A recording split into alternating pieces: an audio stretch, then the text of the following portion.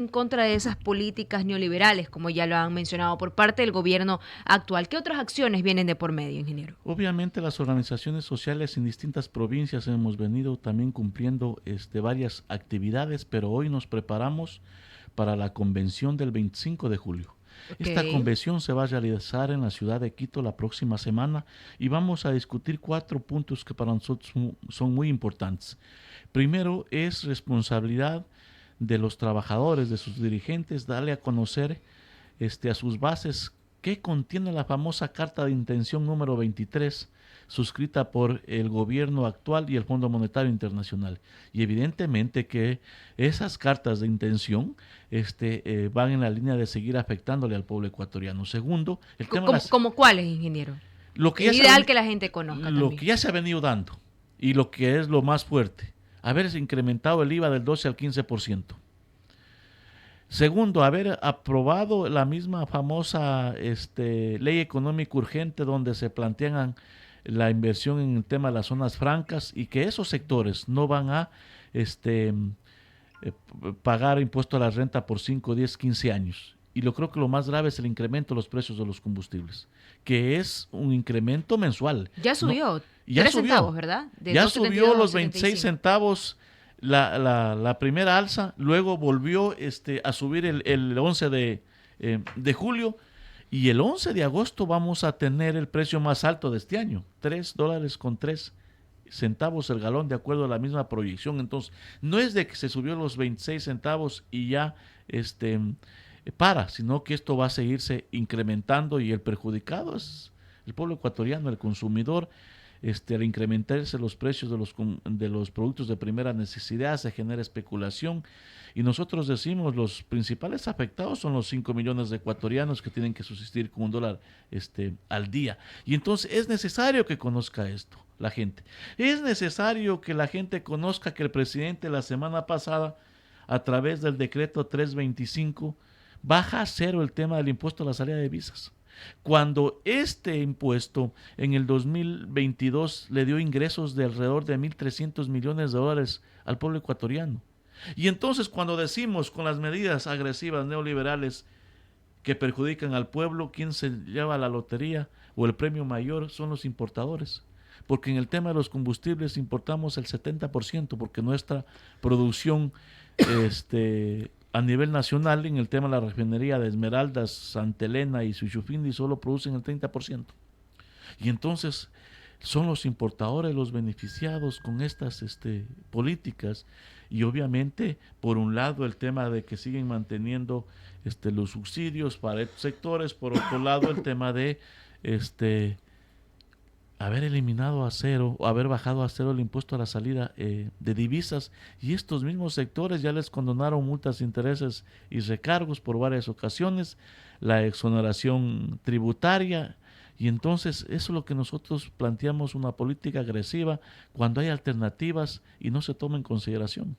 Y don José, pero yo creo que por ahí deberían empezar estas protestas, por aquellos que se están beneficiando, como usted dice, porque también el Estado ecuatoriano, usted sabe la cifra que realmente tenía que pagar el Estado por un subsidio por combustible que se robaban, que se llevaban a otro sitio.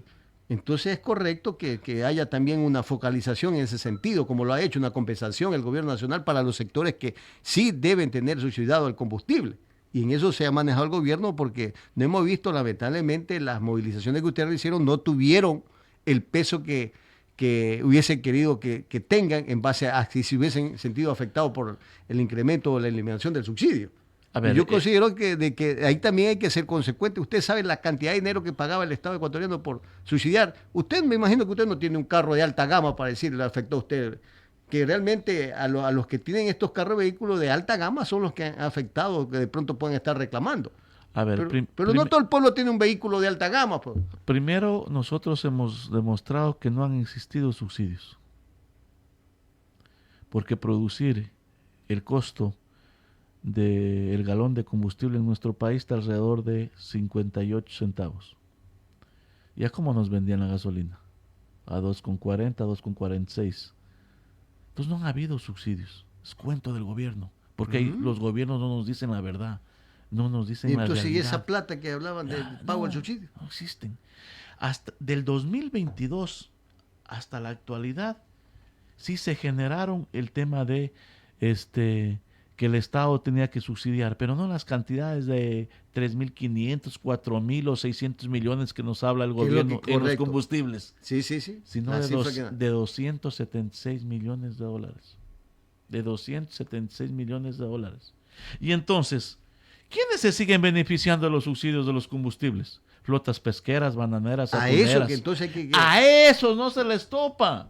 Pero contra ellos es que hay que reclamar el gobierno, pues. Nosotros hemos planteado eso. Darle a conocer quiénes son los que se benefician. En el tema eléctrico, en la famosa ley no más apagones. ¿Será posible que el pueblo ecuatoriano nos cobren alrededor de 20 centavos el kilovatio y a estos sectores a 5 centavos? No, como petroleras, mineras. Y son empresas que, por cierto, siguen debiéndole al Estado ecuatoriano. Y que ganan mucho dinero. Que ganan mucho dinero. Nosotros hemos planteado una de las propuestas que se cobre los 2.500 millones de deuda firme. Que ¿A ya quién, no... ¿Qué empresa no mantiene usted? Entre ellas, si usted se mete al SRI, sale un sinnúmero de empresas. Entre ellas encabeza Exportadora Bananera Novoa, 91 millones de dólares. Entre otras, el listado aquí. Hoy se está discutiendo, que no conocemos los ciudadanos, el tema de los contratos de Claro y Movistar. Nosotros hemos planteado un buen contrato por 15 años, 600 millones por 15 años anuales. Pero ¿saben qué? Estas empresas tienen una obligación con el Estado ecuatoriano de más de 90 millones de dólares entre Claro y Movistar. ¿Por qué el Estado ecuatoriano no les plantea primero que paguen? Es correcto. Sin embargo, no conocemos. El ministro, como siempre, ha dicho, no podemos dar a conocer públicamente cuáles son los valores y en qué condiciones estamos renovando el contrato. Inaceptable. Y el pésimo servicio que prestan. Exactamente, cuando lo que deberían hacer es, primero, que paguen sus obligaciones. Es correcto. Segundo, bajar el costo del servicio. Tercero, mejorar, como usted lo ha ratificado, ampliar ese servicio a la mayoría de los ecuatorianos. Pero no conocemos. Y entonces, eso también es corrupción. ¿Cómo es posible que el presidente Daniel Noboa haya extendido el contrato de la famosa OCP, que entró a construirse aquí en el 2001 y entró a funcionar en el 2003? 20 años tenía de servicio y luego pasaba al Estado ecuatoriano. Eso se terminó en noviembre del 2023. Y el gobierno, de manera ilegal, porque la ley del 2001 lo prohíbe, extendió el plazo. ¿Y no fue el señor Lazo que dejó ya firmado? No, el presidente Daniel Noboa en noviembre prorroga el plazo, cuando esta empresa tiene que pasar a manos del Estado. Eso significa ingresos de alrededor de 120 millones de dólares para el Estado ecuatoriano. Sin embargo, lo prorrogaron y se le termina el plazo este mes de julio. Un plazo ilegal. Eso también es corrupción. No respetar la ley. Y entonces, evidentemente, son parte de las políticas agresivas que viene implementando el gobierno, la política que nosotros decimos neoliberal. ¿Por qué hay un gobierno que está en campaña? Nos subieron los 3 puntos para el tema de combatir la delincuencia, el narcotráfico. Siguen habiendo extorsiones, asesinatos, muertes. ¿Y dónde están los recursos? Siguen habiendo problemas. Hay mucho gasto, pues también hoy. Siguen habiendo problemas de salud. Mucho gasto que dejó el gobierno anterior y así sucesivamente. ¿Cómo es posible que se atente con la vida de los ciudadanos, que tengan que cerrar las vías para que les atiendan a los pacientes de diálisis, entre otras cosas, jugando con la vida? Inaceptable. Pero esto no es nuevo, pues esto viene de todos los gobiernos, pues, señor. Pero inaceptable. Eso es inaceptable. Lógico, pero ¿por qué esto teníamos que irnos peleando desde todos los gobiernos que han incumplido? Porque hay una deuda millonaria, no solamente con estas prestadoras de servicios externos. Porque las 23 cartas de intención que ha firmado el Estado ecuatoriano, los gobiernos del retorno a la democracia, desde el retorno a la democracia que hablamos, han ido a afectar al pueblo ecuatoriano. Y las políticas han sido las mismas. Las recetas han sido las mismas por parte de los gobiernos. Y que todos los gobiernos anteriores han aceptado. Exactamente. Y eso es lo que condenamos. Y hay que cambiar esa realidad.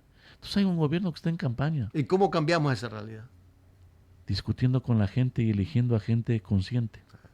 Porque hay un gobierno que no únicamente representa, sino que es parte de los dueños de los medios de producción. Y ahí está gobernando.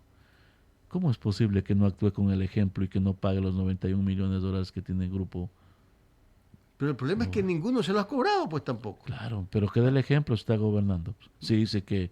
Yo recuerdo que el papá... El padre, nuevo país. Pero esas son las empresas, oiga, del padre. El nuevo país. Pero esa empresa El son nuevo del Ecuador. papá. ¿Y quién manejaba las empresas antes que sea presidente Daniel El Noboa? papá Álvaro Noboa. Pues. No, el presidente Daniel Noboa. Y el señor Álvaro Noboa, yo recuerdo que el gobierno del señor Rafael Correa hizo el cheque Eh, para pagar lo que tenía que pagar por el tema y no le quisieron aceptar el cheque y le invadieron y se le cogieron la hacienda de la Clementina. ¿Usted recuerda eso? Pero ese es otro tema, el tema de la hacienda de la Clementina. ¿Qué hablamos de las Pero estamos obligaciones hablando que él tiene? estuvo dispuesto Claro. a pagar.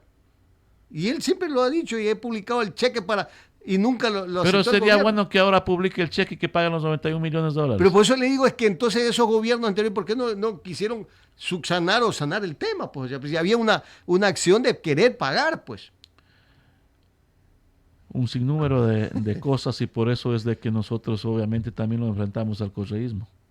Es que los problemas, por ejemplo, usted dice, no sé si realmente ahorita el señor Daniel Noboa haya estado al frente de las empresas, sé que él tiene sus empresas, el señor Daniel Noboa, como todo joven, porque la culpa de... Es de- que es no, grupo no le podemos de... entregar No, la es que es culpa de- las empresas es parte del grupo Novoa, pues y él no se puede Es deslindar. como que usted así mañana quiera. su padre haya sido un gran bananero y usted tiene otra empresa que la ha hecho en base a sus esfuerzos, no significa de que usted tiene que responder. No estamos diciendo que sea malo, pero que cumplan las obligaciones. Miren, a nosotros nos atacan por salir a las calles diciendo que no pagamos impuestos. Todos los ciudadanos pagamos impuestos. ¿Cómo, Eso vamos, es a claro, ¿cómo claro. vamos a pagar impuesto a la renta Todo si no paga, tenemos claro. grandes edificios o grandes sueldos? Que es otro tema. Dice que tenemos sueldos dorados. Yo les digo, ahí está mi rol publicado en el internet. Les doy mi número de cédula y pueden verificar cuáles son mis ingresos. No sé si $860, que son más o menos mis ingresos, será un sueldo dorado. Pero hay un ataque agresivo. Y eso no quiere decir que no se investigue los famosos contratos que están fuera de la ley, pero no se puede generalizar. ¿Usted cómo califican en ese sentido la acción de la ministra de Trabajo? Mire, primero yo veo que es una política populista. Ahí hay responsables. ¿Quién designa a los gerentes de las empresas? Los gobiernos. ¿Ya? ¿Quién firmó esos contratos? Ministros de Trabajo. Unos con informe de ministros de Finanzas. Gerentes. Conociendo entonces lo que había en ese contrato, ¿no? Y si ellos sabían de que dictaron sentencia a jueces de manera ilegal, ¿por qué no apelaron? Porque usted tiene primera instancia, segunda instancia, y puede ir a la Corte Constitucional. Correcto. Y entonces no se puede satanizar, porque que se quiere posicionar que los derechos fundamentales como la libertad sindical y contratación colectiva es grave. El 99.9% de contratos colectivos están en norma. El 054 que regula remuneraciones, que ahí están 9 denominaciones, que empieza desde 561 la 1 hasta la 9 que no llega ni a $1,000, está vigente el 2015. Por eso nosotros hemos venido planteando incremento general de sueldos y salarios, porque ha habido congelamiento por más de 10 años. Ahí está el tema regulado de los subsidios de antigüedad familiar, alimentación, ropa de trabajo, seguro de vida, $4 seguro de vida. Alimentación, $4. Subsidio de antigüedad, 0,25 centavos. Subsidio familiar, el 1%. Y entonces se quiere satanizar. Don José Villavicencio, pero la ministra de Trabajo ha dicho de que ahí hay bonos dorados en algunos de estos contratos colectivos de algunas Sería empresas. bueno que nos publiquen, porque nos dicen nomás. ¿Quiénes son? ¿Quiénes son? Pues que nos digan, que nos publiquen el listado. ¿Cuáles son los que tienen los bonos dorados? Porque yo no creo que tampoco sea malo que una persona gane más que el presidente, si se preparó, si cumple una función y si eso le genera rentabilidad al Estado ecuatoriano. Pero ¿en qué condiciones? No se nos dice. Ahora dice que iba a presentar un proyecto de ley para derogar el contrato emergente. Que yo sepa, los ministros no tienen esa potestad. Lo tiene el Ejecutivo y el Legislativo. Asambleístas recogiendo firmas o las bancadas.